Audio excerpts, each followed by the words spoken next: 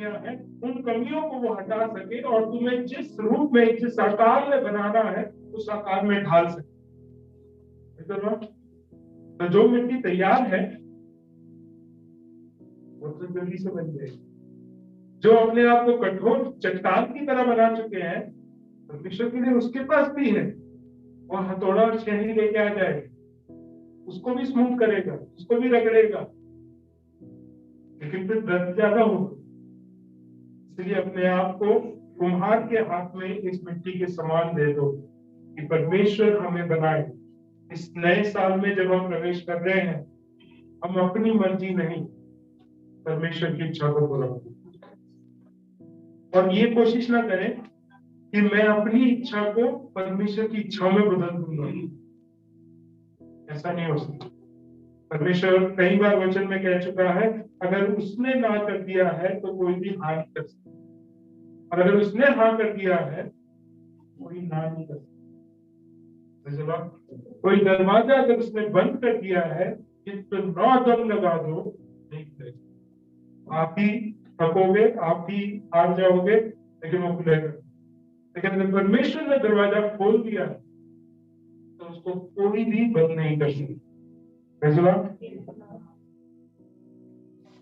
इन सब बातों में फिर से मैं यही बोलना चाहता हूँ कि परमेश्वर का धन्यवाद हो, ये बातें मेरे को सिखाया, समझाया, और इसी बात में परमेश्वर का इस बार का जो प्रॉमिस वर्स है वो भी मैं आपके बीच में रखूंगा, क्योंकि उसी में से मैं प्रचार करने वाला हूँ।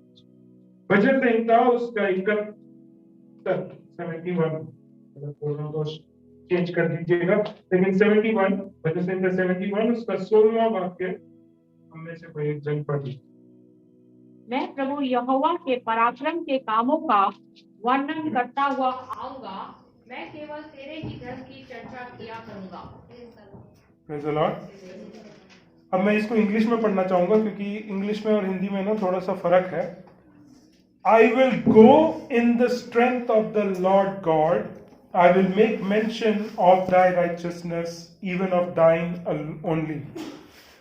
यहाँ पे 3 भाग में मैं डिवाइड करके आज बोलना चाहूंगा। सबसे पहला जो मेरे लिए परमेश्वर के द्वारा एक कार्य जो नियुक्त कर रखा है, जो हम कह सकते हैं कि हम न्यू ईयर में हमेशा एक रेजोल्यूशन लेते हैं, एक वायदा करते हैं। तो एक वायदा जो मेरे को इस बार दिया गया है, तुझे जाना पड़ेगा। I will go, you have to go. परमेश्वर एक आज्ञा दे रहा है कि तुझे जाना पड़ेगा, तुझे बैठे नहीं रहना है। उसका मतलब क्या है कि हम कई बार परेशानियों के बीच में हम वहीं पे बैठ जाते हैं, और बैठ के क्या करते हैं? सोचते हैं, हम चिंता करने लगते हैं, हम परेशान होने लगते हैं, हम ये विचार करने लगते हैं कि ये परिस्थिति में आखिर होगा क्या। लेकिन हम ये भूल जाते हैं, परिस्थितियां चाहे कितनी भी आ जाएं, जो रास्ता आपके सामने परमेश्वर ने रखा है उसमें हमें चलते जाना है। Praise the Lord. इस बार का रेजोल्यूशन ये है कि चिंताएं, परेशानियां तुम्हारे चारों तरफ होंगी, हमेशा रहेंगी, लेकिन हम उन चिंता परेशानियों की ओर नजर लगा के बैठ नहीं जाना है। हम उन चिंता परेशानियों के बीच में हम अपने सोच का इस्तेमाल नहीं करना है, लेकिन उन चिंता परेशानियों को देखकर उन्हें पीछे करके आगे बढ़ जाना है। Praise the Lord. अगर एक व्यक्ति युद्ध के लिए जा रहा है, मान लो कि उसका विरोधी इस साइड से आ गया, लड़ो और आगे बढ़ो। Praise the Lord. युद्ध का एक कॉन्सेप्ट है फ्रंट लाइन, ठीक है, यानी कि जो आगे की रेखा होती है, जहां पे दाऊद ने किसको भेजा था? नहीं पता? ओहो, ऊरिया को भेजा था कि इसको लड़ाई जहां पे सबसे ज्यादा है उसके सामने इसको खड़ा कर दो। क्यों? लड़ाई में मर जाएगा। सबसे ज्यादा लड़ाई वहां होती है, और अगर उस तरफ को भेज दिया है उसकी मृत्यु पक्की है। तो वो जो फ्रंट लाइन है, फ्रंट लाइन का काम क्या होता है कि एक रेखा बांध ली है, वहां पे अपनी आर्मी को खड़ा कर दिया, उस आर्मी के लाइन के पीछे जो है इस तरफ को दुश्मन नहीं आ सकता। फ्रंट लाइन का काम क्या है? आगे बढ़ना है, उस लाइन को फ्रंट की ओर आगे बढ़ाना है, हमें जयवंत होना है। तो हम अगर फ्रंट लाइन की बात करें, तो अगर युद्ध में जा रहे हैं, उस फ्रंट लाइन में आपको तैनात कर दिया है, आप पीछे नहीं हट सकते, आप रुक नहीं सकते, आपको आगे बढ़ते रहना है। तभी आप विजयी हो सकते हैं, तभी आप अपने राज्य को जीवंत कर सकते हैं और परास्त कर सकते हैं अपने दुश्मन को। Praise the Lord। तो परमेश्वर उस जगह पे आपको खड़ा कर दे, फ्रंट लाइन में अगर आपको खड़ा कर दे और कहे कि आगे बढ़ो, हम क्या देखते हैं? क्योंकि हम सबसे आगे खड़े हैं। कभी आप फ्रंट सीट में बैठे हैं जब क्लास चलती है? जब हम आगे बैठते हैं तो क्या होता है? सिर्फ टीचर और मैं, उसके अलावा कोई नहीं दिखता। और पीछे से दोस्त वगैरह बहुत कुछ करते हैं, वो बात अलग है। लेकिन मैं हमेशा बैक बेंचर रहा हूं। तो बैक बेंचर का क्या फायदा है? जो बच्चे कर रहे हैं सब कुछ हम देख सकते हैं। किसी को छेड़ना है, यहां से पेपर फेंकना है, चौक फेंकना है, कंपास फेंकना है, सब कुछ हम यहां से पीछे से बैठ के कर सकते हैं। लेकिन जो आगे बैठ जाता है उसका डायरेक्ट इंटरेक्शन किसके साथ है? टीचर के साथ। तो जब आपको फ्रंट लाइन में खड़ा कर दिया है, आपका सामने कौन दिख रहा है? सिर्फ कौन दिखेगा? आपका साथी नहीं दिखेगा, सिर्फ दुश्मन आपके सामने दिखेगा कि वो भाग कर आ रहा है, तलवार लेके आ रहा है, चिल्ला रहा है। और आप क्या करोगे? क्या करोगे? अरे रहने दो, घुटने कांपने लगेंगे, उस समय वहीं पे झुक जाएंगे, ढाल अपने ऊपर ले लेंगे, तलवार पीछे छिपा देंगे। भैया मैं तो जानते ही नहीं, मैं तो गलती से आ गया था। क्यों? क्योंकि आपका सीधा सामना दुश्मन के साथ है। लेकिन क्या आप उसका सामना कर सकते हैं?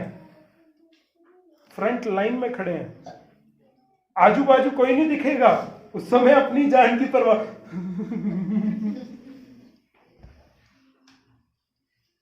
लड़ाई करने के लिए आपको बोल दिया है और बोला है कि आपको फ्रंट लाइन में खड़ा कर दिया है और बोला है जाओ। आपका निर्णय क्या है? इस नए साल में अगर परमेश्वर आपको कह रहा है कि जाओ, तो आप कैसे जाएंगे? क्योंकि इस बार परमेश्वर ने कलीसिया को बोला है कि विश्वास योग्य बनो जैसा मैं विश्वास योग्य हूं। Praise the Lord. तो आपकी जो बुलाहट है वो क्या है? हमने बीच में बात की थी, 31 को बात करी थी। क्या थी बुलाहट हमारी? मसीह के साथ संगति रखने में हमारी बुलाहट है। तो कोई ये नहीं कह सकता मेरी बुलाहट क्या है, मुझे नहीं पता है। आपकी बुलाहट यही है कि यीशु मसीह के साथ आपको संगति रखनी है। अब उस संगति रखने के बीच में आपके विरोध में बहुत सारी सेनाएं आ जाएंगी कि वो संगति को वो तोड़ सके। उस समय आपको क्या करना है? पीछे नहीं हटना है, डरना नहीं है, घबराना नहीं है। आपको उस समय में जाना है, लड़ना है, विजयी होना है। क्योंकि परमेश्वर ने आपको इसलिए बुलाया है कि आप एक जैवन जीवन को जी सके। Praise the Lord. एक ऐसा जीवन जो डर के जीवन नहीं है, एक बहुतायत का जीवन हो सके। Praise the Lord. नहीं चाहिए बहुतायत का जीवन, हम ऐसे ही ठीक हैं, हम डरे हुए ही ठीक है। क्योंकि अब जब हम डरे हुए रहते हैं तो हमारे लिए कौन है? कोई और प्रार्थना कर लेगा, कोई और उपवास रख लेगा। लेकिन मैं ये कहना चाहता हूं, आपको फ्रंट लाइन में खड़ा रखा है, आपके आजू बाजू वाला नहीं दिखेगा आपको। आप और आपकी समस्या आपके सामने है, आप और आपका संसार आपके सामने है, आप और आपकी परेशानियां आपके सामने है, आप और आपकी अशांति आपके सामने है, आप और आपकी समस्याएं का कोई समाधान नहीं है। वो आपके और भाग कर आ रहे हैं, चिल्लाते हुए, डराने हुए, आपको घात करने का दावा करते हुए।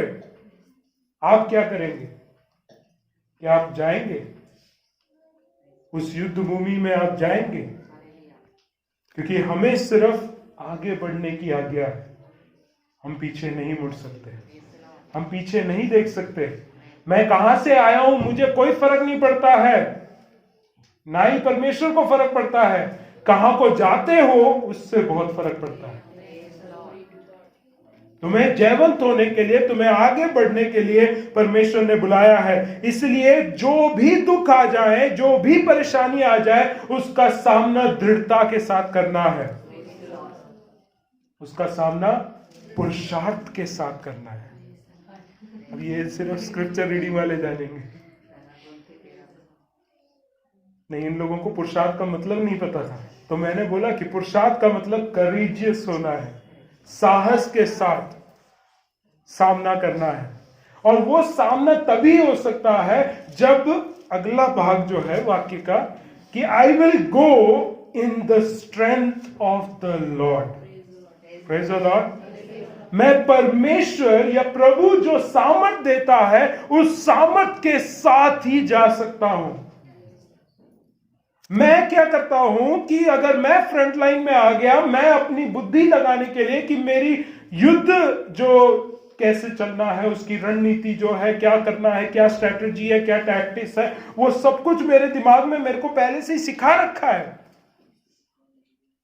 अब मैं सवाल पूछूं, दुष्ट आत्मा कैसे निकलेगा? वचन में क्या लिखा है? यीशु मसीह ने क्या बोला है कि दुष्ट आत्मा कैसे निकलेगा? प्रार्थना और उपवास से। हमें थ्योरी पता है। अगर मैं आप में से सभी लोगों को बोलूं आज प्रार्थना और उपवास करो, दुष्ट आत्मा निकालना है, प्रार्थना भी करेंगे, उपवास भी करेंगे, दुष्ट आत्मा देखेंगे तो भैया आप आगे आ जाओ। क्यों? क्योंकि हमें थ्योरी पता है, मेरे पास दिमाग में है कि मैंने पढ़ा है, यीशु मसीह ने कहा है, उस बात को मैं जानता हूं, कहां लिखा है वो भी मैं बता दूंगा। भैया आपको रेफरेंस नहीं पता है, कोई बात नहीं, मैं आपको हेल्प कर दूंगा कि रेफरेंस कहां पे है। लेकिन उस चीज को जब प्रैक्टिकली करने की बात आती है, भैया आगे आ जाओ। क्यों? मुझे डर लगता है, मेरे से नहीं हो पाएगा, उसने मेरी सच्चाई बोल दी तो। कई लोग ये डरते हैं, क्योंकि एक प्रेरितों के काम में जब हम देखते हैं कि वो कहते हैं कि वो सीधा बोलता है, पूछता है कि यीशु को मैं जानती हूं, पौलुस को मैं जानती हूं, तू कौन है? वहां पे हमारा कॉन्सेप्ट है ना, हिल जाता है कि भरी सभा में वो खड़े होकर हमारे पापों के बारे में बोले, तू तो कल तो मेरे साथ तो ये कर रहा था, आज तू मुझे निकालने आया है। वो एक डर हमें हमारे को पीछे कर देता है कि सभी भरी सभा में मेरी बेइज्जती हो जाएगी, उससे अच्छा है अगुओं को आगे कर दो। Praise the Lord. सिंपल सा चीज है, मुझे पता है कि क्या करना है और कैसे निकलेगा, क्योंकि यीशु मसीह ने बोला, और अगर यीशु मसीह ने बोला तो झूठ तो नहीं बोला है, उससे होगा। लेकिन मैं नहीं कर पाता हूं क्योंकि मेरे अंदर डर है।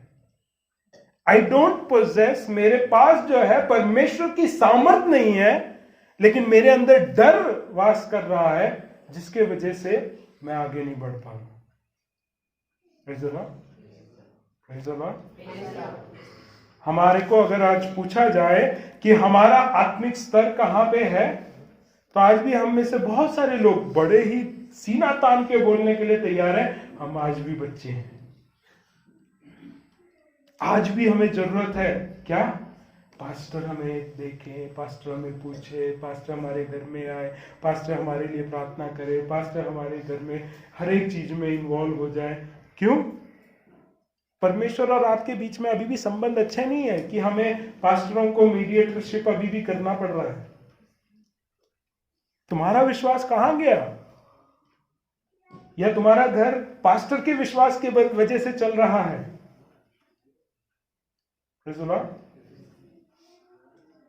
हमारा विश्वास कहां है? इसका मतलब ये नहीं कह रहा हूं कि अब हमें घमंडी हो जाना चाहिए, चलो मेरा विश्वास ठीक है, मुझे पास्टर की जरूरत नहीं है, वैसा नहीं कह रहा हूं।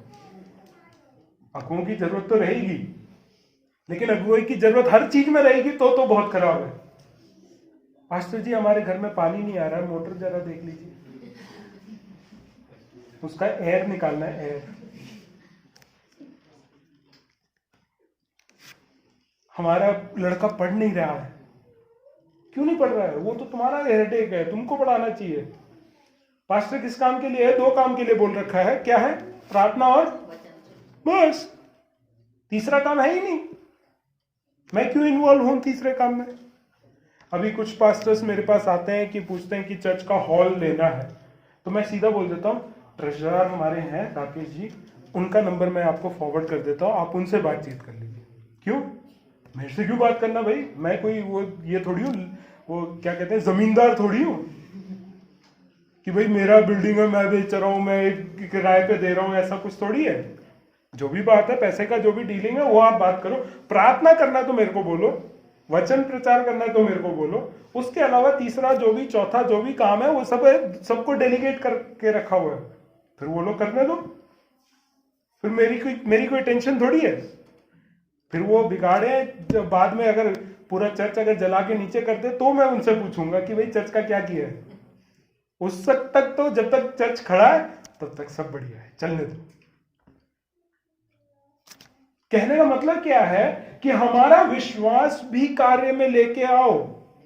हम युद्ध में हैं, इंसानों से नहीं, दुष्ट आत्माओं की सेनाओं से, उन प्रधानताओं से, उन गढ़ों से जो हमें घेरने के लिए, हमें उस संगति से हटाने के लिए दिन रात मेहनत करती हैं, उन बातों से हमें लड़ाई करना है।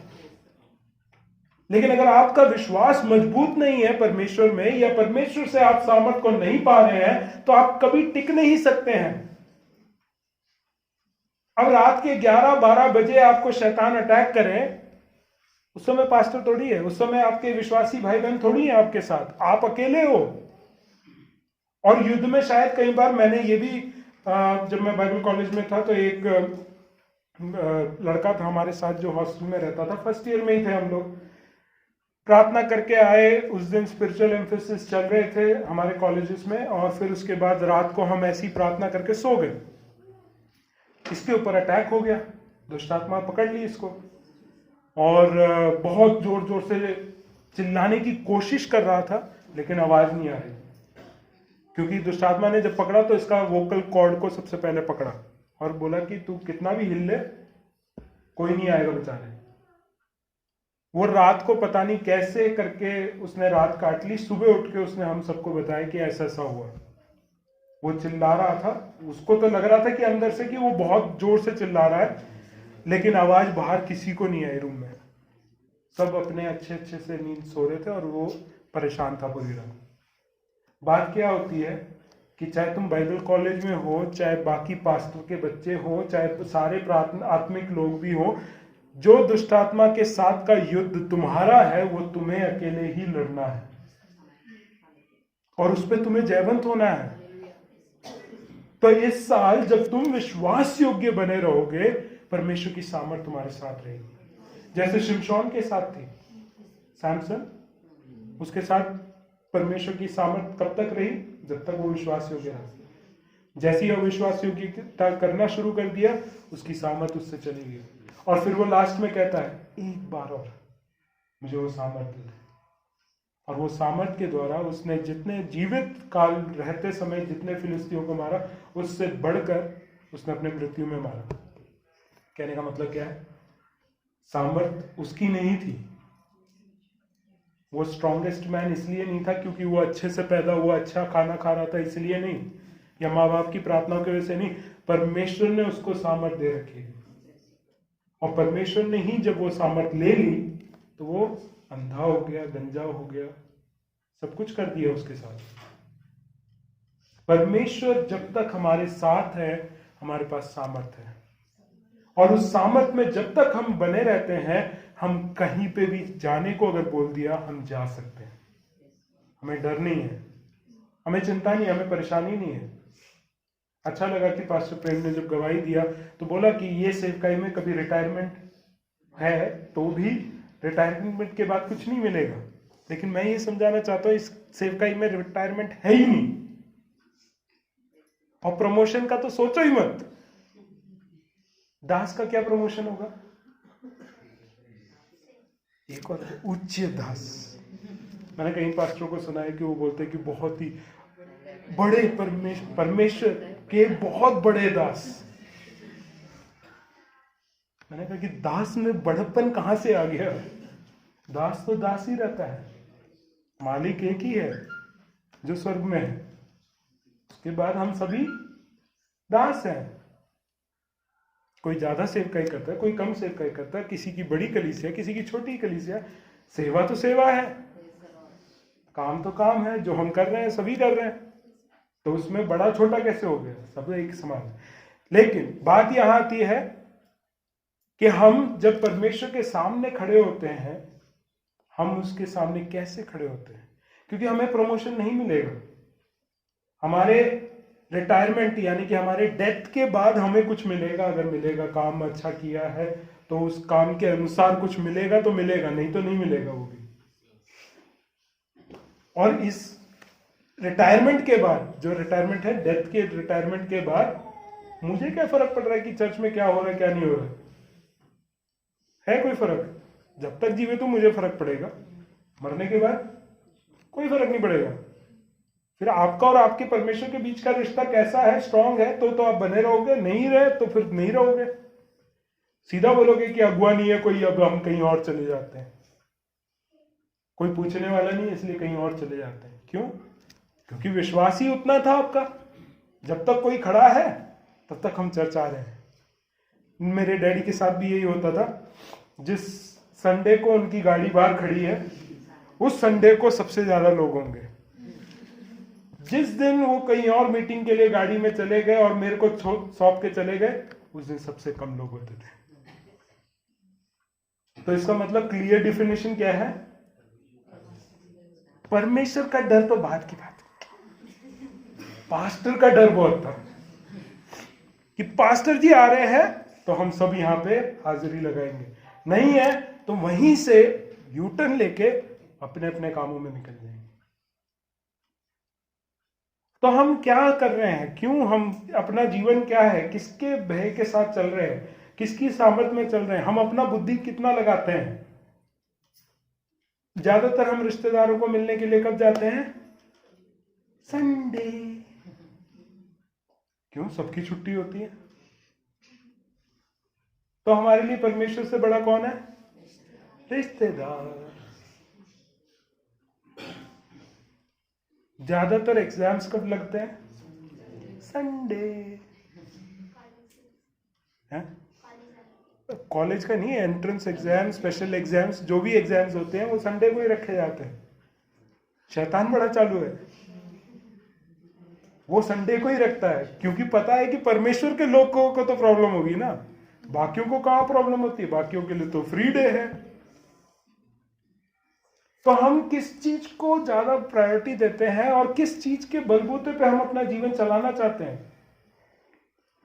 हमारा करियर ना बने तो क्या परमेश्वर चला नहीं सकता है? परमेश्वर का वचन क्या कहता है कि इन पक्षियों को देखो, आज के जमाने में ना तो वो पढ़ते हैं, ना तो कोई एग्जाम देते हैं, ना तो कहीं नौकरी करते हैं, फिर भी परमेश्वर उनको खिलाता है। Praise the Lord. सुलेमान के बारे में बोला गया कि उसके पास तो इतना पैसा था, इतना वैभव था, सब कुछ पहनने के बाद भी वो एक शोषण से ज्यादा खूबसूरत नहीं था। और उसकी जिंदगी कितनी है? एक दिन की, 24 आवर्स, उसमें खत्म है उसकी जिंदगी। परमेश्वर उसको खूबसूरत बना सकता है जिसकी वैलिडिटी 24 घंटे की है। और हम कितने हैं? 24 साल, 48 साल, 80 साल जीने वालों के बारे में क्या परमेश्वर चिंता नहीं करेगा? लेकिन हमारा भरोसा नहीं है ना, हमारा दिमाग बीच में आ जाता है, हमारा आश्रय हमारे ऊपर हो जाता है, हमारी सामर्थ पे हो जाता है, हमारे कार्य पे। हम क्या काम नहीं करें, हम क्या मेहनत नहीं करें, हमारे काम नहीं करने के वजह से हमारा घर नहीं चलेगा, हमारे बच्चों की पढ़ाई नहीं होगी। लेकिन परमेश्वर कह रहा है तू मुझ पे भरोसा तो कर, फिर देखना कि मैं चलाता हूं नहीं चलाता हूं। फिर तीसरी बात, उसका मैसेज क्या है? इसमें कह रहा है I will go in the strength of the Lord, I will make mention of thy righteousness. हमारे प्रचार का या हमारे बोलने का एक ही उद्देश्य है, किसका? उसकी धार्मिकता का प्रचार करना। हम प्रचार जब करते हैं तो अगर हम अपनी बड़ाई कर रहे हैं तो हम उसके लिए नहीं बुलाए गए। मेरी गवाही का कोई खाक वैल्यू नहीं लगता है compare to what God has done. जो परमेश्वर ने किया है उसके मुकाबले मैं कहां से आया हूं, मैं कैसा हूं, मैंने क्या क्या किया है, उससे कोई खास फर्क नहीं पड़ता है। लेकिन परमेश्वर ने जो किया है उससे बहुत फर्क पड़ता है। Praise the Lord। मेरे जीवन में परमेश्वर ने क्या क्या धार्मिकता की है उनके विषय में मेरे को बोलना है। हम कई बार लोगों को देखते हैं कि वो भिड़ जाते हैं लोगों से, वो इस वजह से कि वो उनकी देवता, उनकी देवी, उनकी ये, उनका वो सब खराब है, हमारा सही है। ये बोलने की जरूरत ही नहीं है। हमारे परमेश्वर में इतनी खूबियां हैं कि दूसरों की बुराई करने का टाइम ही नहीं है मेरे पास। मुझे मेरी बुराई बोलने की जरूरत ही नहीं है। इससे ज्यादा मेरे को परमेश्वर की बड़ाई करने के लिए इतने कारण है, इतना कार्य उसने किया है, इतने अद्भुत कार्य कर रखे हैं। असंभव को संभव में कर दिया, बीमारियों को चंगा कर दिया, दुष्ट आत्माओं को निकाल दिया है। ये बातों को बोलने के बजाय अगर हम अपनी बातें रख रहे हैं, अपनी सोच रख रहे हैं, अपना विचार रख रहे हैं, तो तुम्हें उस काम के लिए तो भेजा ही नहीं गया है। इसमें लिखा है, I will make mention of thy righteousness even of दाइन ओनली। उसी की धार्मिकता के खिलाफ कोई और बात मेरे को बोलना ही नहीं है। फिर हमारी गवाहियों में क्या होता है? मैंने ये किया, मैंने वो किया, मैं ये किया, वो करा। सब कुछ बेकार है। हमने कुछ नहीं किया है, हमारे बस की कुछ नहीं है। परमेश्वर खुद कहता है कि जो मुझ में नहीं बना रहता है वो क्या कर सकता है? सब कुछ कर सकता है। He can do nothing लिखा है, nothing। बिना मेरे तू कुछ नहीं कर सकता है, ऐसा लिखा है। तो अगर ऐसा है तो जो भी कुछ हम कर पाते हैं वो किसके वजह से है? तो उसकी महिमा करो। हम उसको छोड़कर अपनी महिमा कर रहे हैं कि मैं ऐसा गया, मैंने वैसा किया, मैंने ये प्रार्थना किया, मैंने ये वचन सुनाया। मैंने कुछ नहीं किया है, मेरे बस की कुछ नहीं है। लेकिन उस जगह पे मुझे इस बात का गर्व होना चाहिए कि परमेश्वर ने वो कार्य किया है। Praise the Lord। और उसी की धार्मिकता को बोलने के लिए मुझे भेजा जा रहा है। Praise the Lord। तो उसमें मैं कोई गर्व नहीं ले रहा हूं कि मेरे को भेजा है, आप लोगों को भी भेजा है। इसलिए मैंने आज का जो वचन है वो इन्हीं 3 पॉइंट पे कि मेरा प्रॉमिस इस साल का क्या है कि मैं जाऊंगा। मेरा आश्रय क्या है? परमेश्वर की सामर्थ। मेरा संदेश क्या है? उसकी धार्मिकता। ये इस साल में मेरे लिए विश्वास योग्य रहने के लिए मेरे तो 3 स्टेप यही है कि मुझे जाना है, मुझे उसकी सामर्थ में रहना है और उसका ही संदेश को मुझे सुनाना है। आप लोग क्या निर्णय लेते हैं वो आपके ऊपर है, लेकिन मैं इतना ही कहूंगा कि परमेश्वर के ऊपर आश्रित रहें और उसी के ऊपर भरोसा करते हुए अपने जीवन को विश्वास योग्यता के साथ चलाएं। वो आपको रास्ता देगा और उस रास्ते में परमेश्वर की सामर्थ के द्वारा हम चलें, ताकि उसी की धार्मिकता को हम जहां कहीं पे भी जाएं हम बोल सकें। क्यों ना हम अपने आंखों को बंद करें, हम प्रार्थना करें और अपने आप को तैयार करें ताकि हम परमेश्वर की मेज में भागीदार हो सकें। स्वर्गीय पिता परमेश्वर, हम धन्यवाद के साथ आपके चरणों में आते हैं। धन्यवाद करते हैं कि परमेश्वर आपने अब तक हमें संभाला।